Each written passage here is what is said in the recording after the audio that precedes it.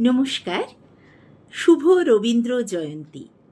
আজকে রবি ঠাকুরের জন্মদিনে আমার নিবেদন সংঘমিত্রার লেখা এই যে ১৬ থেকে ১৬ বই থেকে একটি কবিতা পাঠ করব।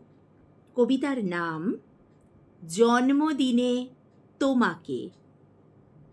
ছড়িয়ে রাখা মধুপাত্রে প্রথম চুমুক যখন, কুঁড়ি সেদিন ফুল হলো যে, কুঁড়ির মরণ তখন। এরপর শুধু বিরামহীন শুধুই চুমুক দেওয়া, দিবারাত্র নিশীথে তোমায় খুঁজে পাওয়া। তোমার আলো বিচ্ছুরিত আমার দেহের মাঝে, তোমার সুর তান তুলেছে আমার কাঁকন বাজে।